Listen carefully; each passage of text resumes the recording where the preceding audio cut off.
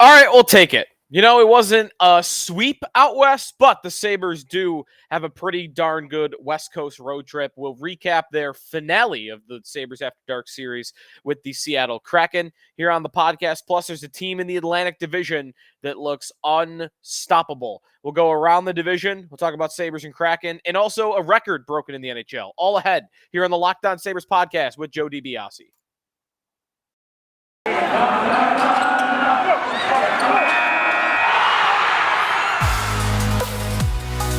You're Locked On Sabres, your daily podcast on the Buffalo Sabres. Part of the Locked On Podcast Network, your team every day.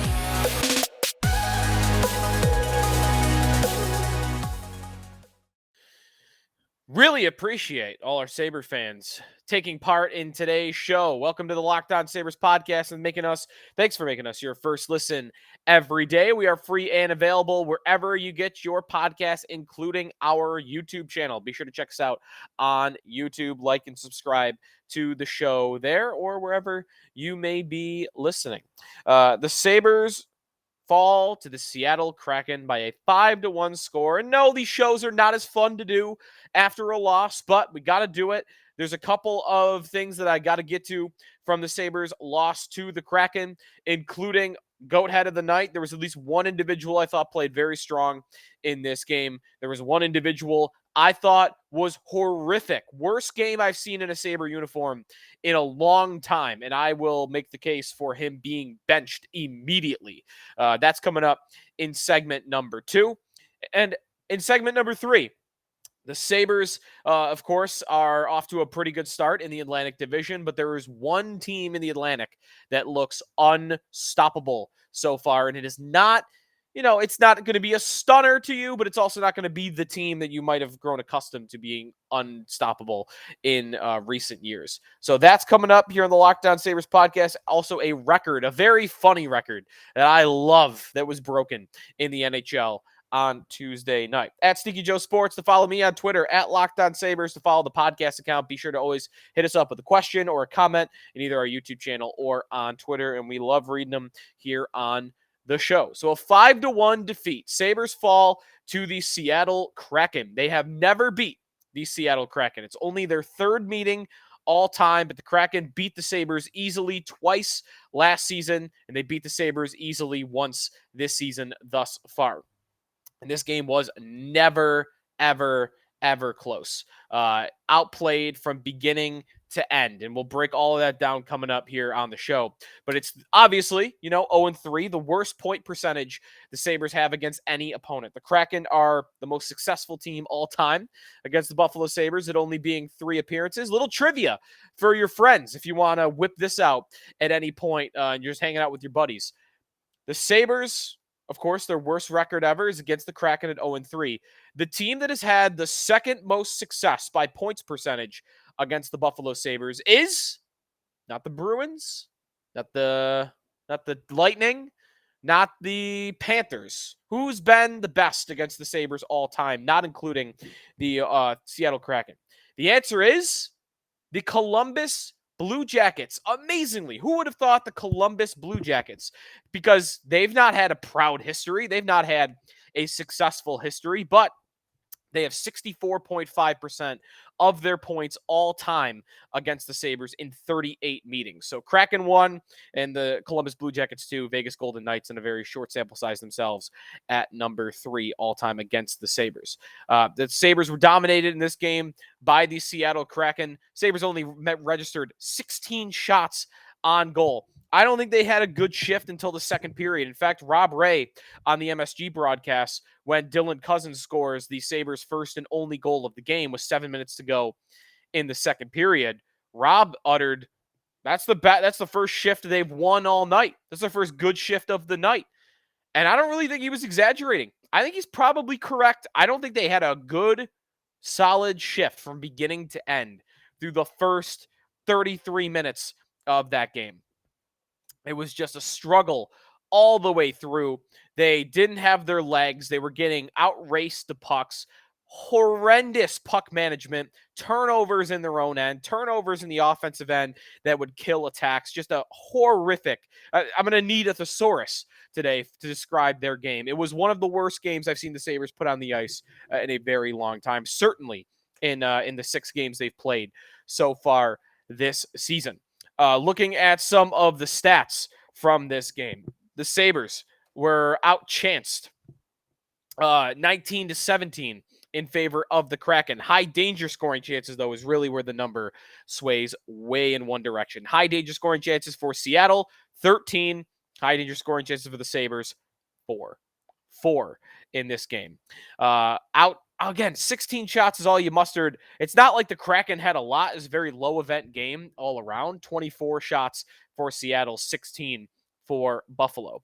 The Sabres gave up a couple of odd man rushes in this game, which turned into goals on Seattle's part.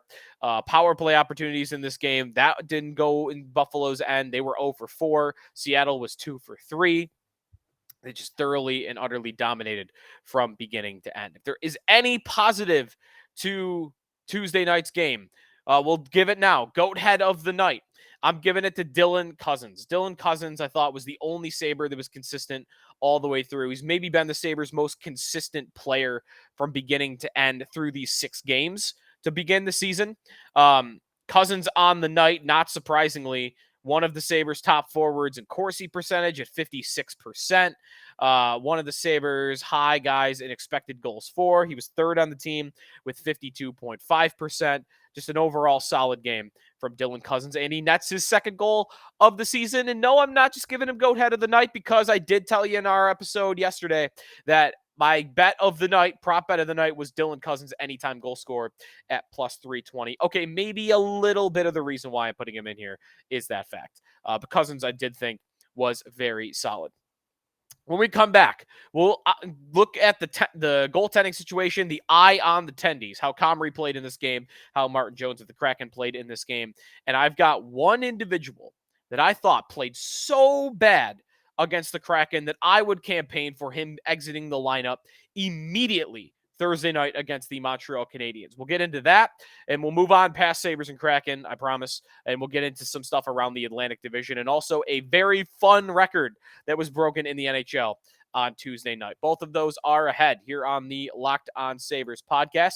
We are brought to you by betonline.net. If you wanted to find out where Dylan Cozens was plus 320 as an anytime goal scorer on Tuesday night, BetOnline was the place to do it. Your number one source for all betting on hockey, football, the start of the new basketball season. Find all the latest player developments, team matchups, news, podcasts, and in-depth analysis on every game. It's a very useful tool for fantasy football as well, and for fantasy hockey. I got a fantasy hockey team. If I want to see, hey, should I start Alex Tuck or should I start Arturi Lehkonen? I'll go see, okay, Thompson is minus 110 to score a goal tonight, and Lehkonen is plus 220. Okay, I'll go with Thompson.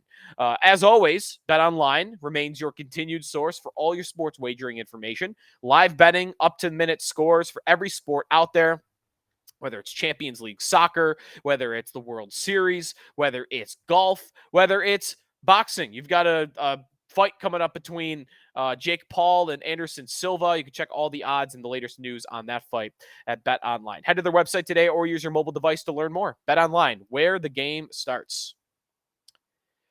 Joe DiBiase back here on the Locked On Sabres podcast. Thanks for making us your first listen every day. When you're done with us, be sure to make sure your second listen is Locked On Today Sports. From the games that matter the most to the biggest stories in sports, go beyond the scoreboard and behind the scenes with local experts and insights only Locked On can provide. Locked On Sports Today, available on this app, YouTube, and wherever you get your podcasts.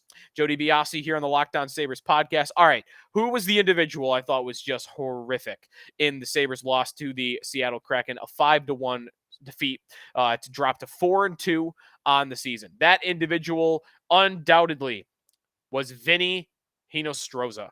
I thought Hinostroza was putting forward a pathetic display on Tuesday night in terms of effort, in terms of decision-making, and getting the Sabres beat. And it started right away. The Kraken's first goal of the game, which was scored by Jamie Alexiak at the 2:20 mark of the first period. Vinnie Hinostroza with one of the worst effort plays I've seen a Sabre make in a very long time. I can't even remember. This team has been known for their energy and for their skating and for their effort under Don Granato. I can't even remember the last time a guy had such a poor effort play like what Hinostroza put on the ice against Seattle. It's a 2-on-2 coming back the other way, and Daniel Sprong is the Seattle forward who jumps up into the play. Hinostroza at center ice, he turns and looks at Sprong. He knows that he's going to be the guy shooting the gap to try to get to the puck. And Hinostroza, he kind of glides over to the left. He doesn't take a single stride to get back, and it's uncontested. Sprong getting into the zone, gathering the puck, and then here comes Hinostroza, gliding through, still hasn't taken a stride, and Sprong takes a shot on the net, and it either hits the side of the net or it hits Comrie's pad, I forget. But the puck dribbles back to the side of the net, and Hinostroza does a flyby, which is a giant, big, fat no-no in the world of hockey. That is something you learn in minor midget not to do. You stop, you battle for that puck, you take the man, you do anything that is not a flyby. A flyby is something that'll get you ostracized by your coach, by your teammates, because that gets seen. That will get seen in film review. That will get seen by the coach and his teammates. And I can't imagine that it won't get pointed out. And it's an embarrassing look for Vinnie Hinostroza. It, again, was one of the single worst effort plays I've seen a Sabre make in an incredibly long time. And Alexiak buries the rebound after Sprong kind of, floats it out in front of the net. Hinostroza out of the play, fly by into the corner. It's just a horrible, horrible play. Right then and there. I actually watched the game back on Tuesday morning at like 4 o'clock in the morning because I wake up for WGR.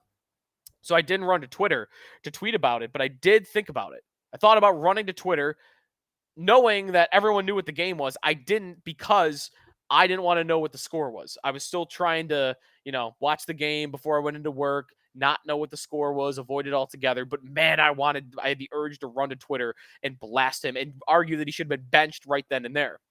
And it would have been good had the Sabres benched him right then and there, because the very next shift, there's another Hinostroza turnover, and he had another turnover later in the game that led to the goal by Daniel Sprong, the one who beat him on that play originally, Sprong, to make it 3-0 in the second period. So a horrific game from Hinostroza. The numbers end up liking him on the night, but I think a lot of it was he was carried by Dylan Cousins. Just some poor awareness plays, and that one was just the poor awareness on the second goal that he was responsible for, poor effort on the first one that he was responsible for. And he is not a player that is so locked in and solidified that he has to stay in the lineup.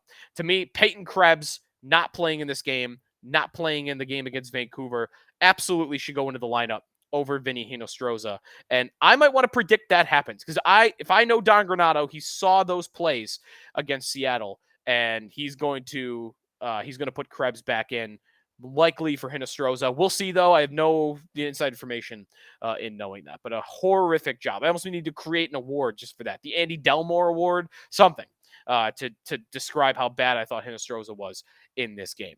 Cost the Sabres at least 2 goals. Eye on the tendies for this game. Still don't have a chicken sponsor. We're working on it. Eric Comrie stops just 24 on this night. So 19 of 24 shots. Not a great game from Eric Comrie. He got left out to dry a lot, so I'm not putting a lot of it on him, but he certainly didn't bail the Sabres out when they were playing really poorly.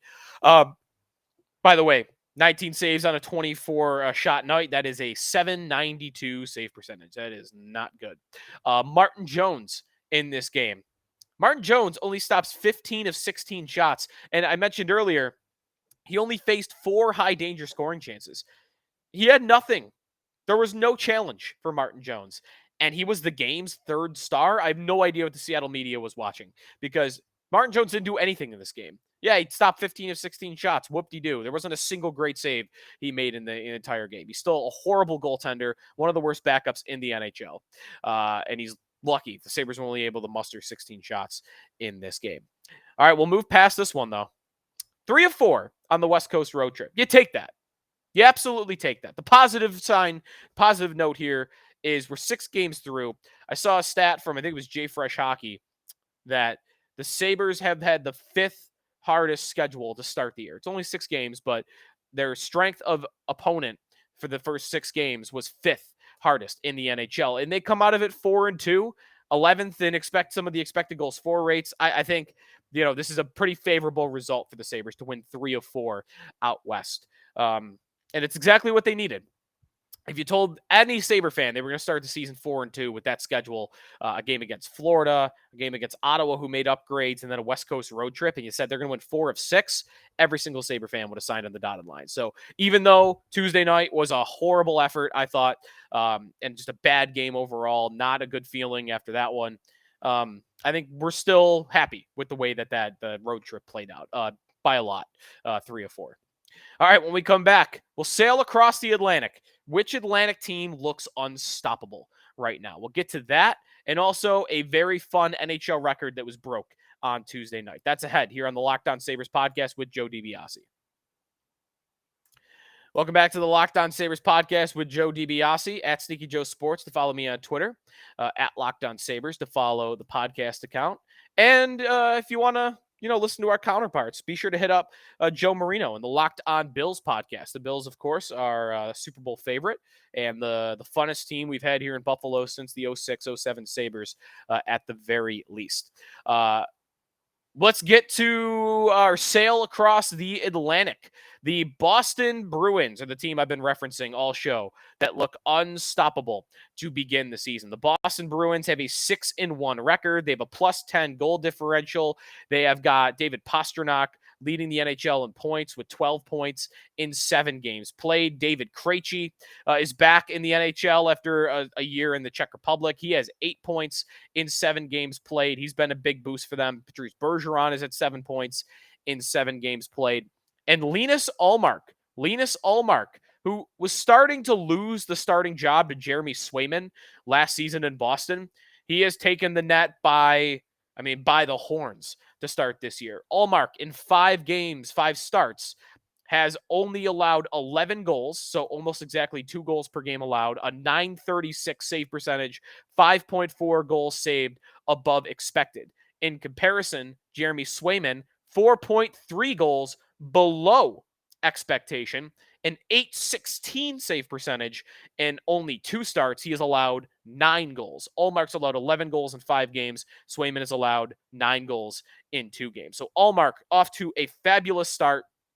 I mean, if he were able to put this up all season, he'd be the Vezina winner. So good for him. We've always known he's been a good goaltender, especially at 5-on-5. And he's off and running for Boston. But Boston, remember, they're doing this without Charlie McAvoy on the blue line, without Brad Marchand up front. Both of those players dealing with injuries. They'll be out for at least a month, maybe even a little bit longer. I think they're probably getting a little bit lucky right now with the shooting percentage and the save percentage. I do think both of those things will regress a little bit, but Marchand and McAvoy's return might even out that regression. So we wondered, would Boston be a team that could drop out of the Atlantic picture to start the year? And could that be someone the Sabres could hypothetically catch in the standings? And that looks like that is not going to happen. That's at least the early signs here in the 22-23 NHL season. By the way, if you're wondering, has anybody actually been that team that looks like they might drop out of the Atlantic Division playoffs? It's teams that are not as believable that it will maintain, if you know what I mean. So Toronto, right? Toronto is 4-3 through 7 games, but anyone believe Toronto's going to miss the playoffs entirely? I'm not there. And Tampa has tied for the worst record with Montreal in the Atlantic Division so far with a 3-4 record, but same thing. We really believe Tampa is going to do it. If it was Boston, it would be a little bit believable that had a start like this. But they've been the team that's been great. Toronto and Tampa, I'm not buying it. Ottawa, by the way, they're off to a strong start. Same record as the Sabres at 4-2. Detroit 3-1-2. Technically 500, but in the NHL, not 500. So that's your sail across the Atlantic Division. Boston, that win over the Dallas Stars. Just another impressive feat. 3-1 to beat Dallas. The record that was broken in the NHL. I love this record. I love it so much. The NHL's all-time Ironman streak. The player that has played the most games consecutive in NHL history, all time, and not missed a game. Phil the Thrill Kessel. And I loved watching the Canadian media and especially the Toronto media having to shove it on Kessel because, especially in Toronto back in the day, the hot dog stuff, nonsense that Kessel would get, the claims that he was out of shape, uh, shove it. Because Kessel, whatever he did, it worked, right? You can't tell him it didn't work. You can't, even if you would argue he's not a fitness freak, who cares? He's got the same effect as being a fitness freak because he's not missed a game in 13 seasons. 13 years, this dude hasn't missed a game. And by the way, Kessel, who plays for the Vegas Golden Knights, by the way, if you didn't know, Kessel, in his record-breaking game against the Sharks, scores his 400th NHL goal. An awesome moment for Kessel, an awesome game for Kessel, and I love seeing it. I've always liked Kessel. He's always been kind of a player I want to root for. He's kind of the rebel. He's the rebel cause, right? And really cool that he sets that record in the first place for the most games consecutive, 990 in a row, and he scores his 400th goal at the same time. So shove it, Toronto. Vegas, by the way, they win again, kind of ruining our Hack Eichel report. It's not as fun when they're winning, right? And they're 6-2, top seed in the Pacific Division early on here. They're probably going to be really good all season, but we'll pick our spots. We'll try to pick our spots and make fun of them along the way if we can. So Vegas off to a strong start. Good for Phil Kessel. Happy to see him break that record. He's been a pretty good addition for them so far, scoring a couple of goals here and there.